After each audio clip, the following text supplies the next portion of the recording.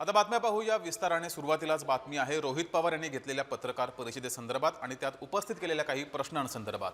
अजित पवार यांच्या अपघाती मृत्यूनंतर रोहित पवार यांनी पत्रकार परिषद घेत या अपघाताबाबत काही संशय व्यक्त केला। अजित पवारांचा मृत्यू हा संशयास्पद आहे असा दावा हा रोहित पवार यांनी केलाय। रोहित पवार यांनी हा गंभीर दावा केलाय।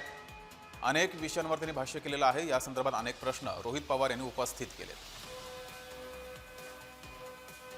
दौरा का बदलला, विमानाची वेळ बदलली गेली का, पायलट खरंच बदलले का बदलले, असे काही प्रश्न आहेत।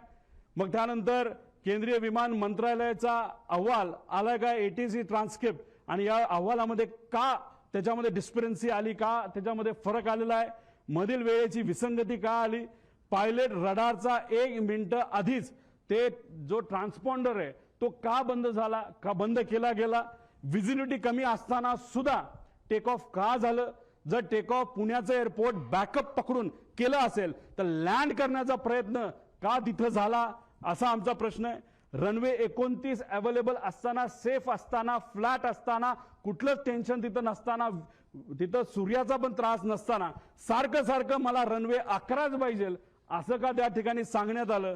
आधीच विमान कमी उंचीवर आणले गेले होते का, त्यानंतर शेवटच्या काही मिनिटात पायलट काहीच, जो मेन पायलट आहे, एवढी घटना जमीन जवळ येते, विमान टिल्ट होतंय, तिथं बंद पडतंय विमान, तरी तुम्ही काहीच बोलत नाही, याचा अर्थ काय?